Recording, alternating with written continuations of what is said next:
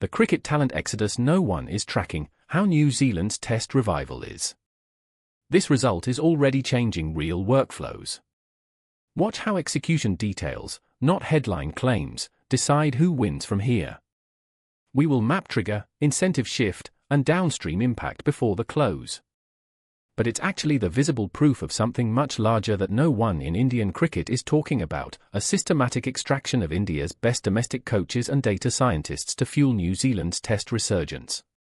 Between January 2024 and March 2026, New Zealand cricket recruited 23 Indian cricket professionals. Not star players, the BCCI would notice that. Instead, Tier 2 coaches, youth development specialists, and data analysts. The kind of people who build the pipeline that produces international talent. The kind of people India is losing without replacement. The salary gap explains why this is happening. A state-level head coach in India earns 8 to 15 Indian rupees lakh annually. That's roughly $9,500 to $18,000.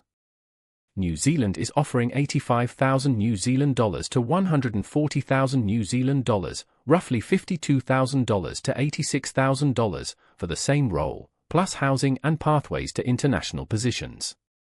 For someone earning $15,000 a year in India, that's not just a raise. It's a different life. But money isn't the full story. Virat Kumar coached U19 cricket in Jharkhand until 2024. He told a coaching forum last month, "In 3 years with NZC, I've saved more than I would have in 15 years in India, and my methods are now being implemented at the international level." That's the real incentive. In India's domestic structure, a brilliant Ranji coach waits 10 to 15 years for maybe an IPL opportunity. New Zealand offers a direct path from domestic to international coaching in 2 to 3 years. The data science exodus is where this becomes truly consequential. 8 Indian cricket data scientists have left for New Zealand's newly created Cricket Intelligence Unit since August 2024. Priya Menon, who led Karnataka's analytics team, now runs New Zealand's opposition research. She builds predictive models, analyzes bowling patterns in real time, optimizes team selection using machine learning. During the England series, New Zealand restructured their batting order mid-series based on live data analysis of England's field placement in the final hour. England didn't see it coming. India's domestic cricket operations are still largely analog. The IPL has world-class analytics, that's happening in Mumbai and Delhi. But state associations? They operate on budgets 50 to 100 times smaller than IPL franchises. The BCCI allocates roughly 500 Indian rupees crore annually to domestic cricket across 38 state associations. A single IPL franchise spends 80 to 120 Indian rupees crore per season. Do the math on per coach infrastructure investment. It doesn't work. This mirrors a pattern we've seen in Indian tech. Bangalore engineers trained at Infosys or TCS increasingly choose smaller, high-autonomy European companies over mid-level roles at scale. Same thing is happening in cricket. New Zealand offers impact and visibility. India offers scale with stagnation. The evidence is already visible. India's U19 World Cup performance, champions in 2022, semi-finalists in 2024, quarter-finalists in 2026. 5 of the 8 coaches who built India's 2022 U19 team have since left for overseas roles. Again, correlation isn't causation. But coaching continuity matters. Here's where the IPL paradox emerges. The IPL's commercial dominance has created a two-tier cricket economy in India. Franchise cricket absorbs 85 to 90% of available private investment. Domestic structures depend on BCCI grants and aging infrastructure. A Ranji match draws 500 to 2,000 spectators. An IPL match draws 40,000 to 60,000 people plus 400 million broadcast viewers. State associations can't compete on compensation or facilities.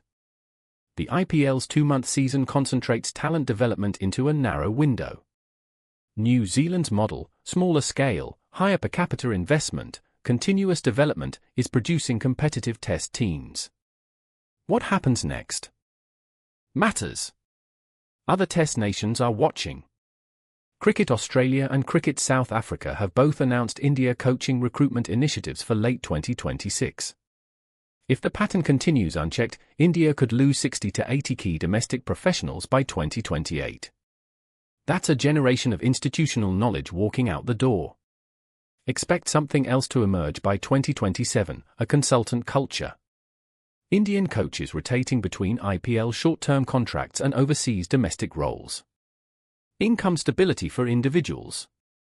Fragmentation for team continuity. By 2028, 30 to 40% of India's top domestic coaches could be on non-exclusive arrangements. Efficient for them. Disastrous for long-term player development. But there's a potential path forward. The BCCI generates 3,000 Indian rupees crore annually. It has the capacity to professionalize domestic cricket if it chooses to.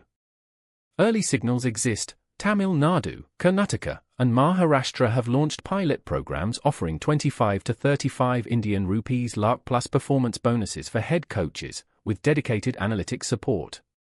If scaled nationally by 2028, this reverses the exodus and creates a sustainable middle-class pathway for cricket professionals.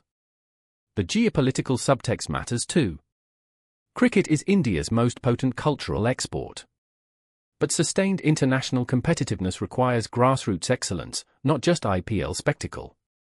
If India's Test team declines relative to smaller nations like New Zealand, and right now that's a real possibility, it undermines the sport's cultural primacy in India itself. New Zealand's June victories weren't flukes. They're the output of a systematic strategy leveraging India's domestic talent while India's own system underinvests in non-playing professionals. The BCCI has an 18 to 24-month window to restructure domestic cricket economics.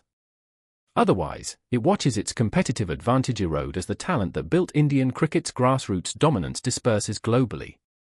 The irony cuts deep. The IPL's commercial triumph may have inadvertently funded the infrastructure now dismantling India's Test dominance. The answer isn't less IPL. It's ensuring domestic cricket professionals share in cricket's overall prosperity, making staying as attractive as leaving. That decision happens in the next 18 months. Watch it. New Zealand just beat England 160 runs. But here's what nobody's tracking. New Zealand cricket hired 23 Indian coaches and data scientists between 2024 and 2026. Not star players, the people who build the pipeline. The salary gap?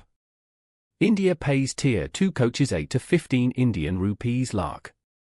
New Zealand offers 85,000 New Zealand dollars to 140,000 New Zealand dollar plus international exposure. Priya Menon, Karnataka's analytics lead, now runs New Zealand's opposition research. During the England series, she restructured their batting order mid-series using live data analysis. India's domestic system is still analog.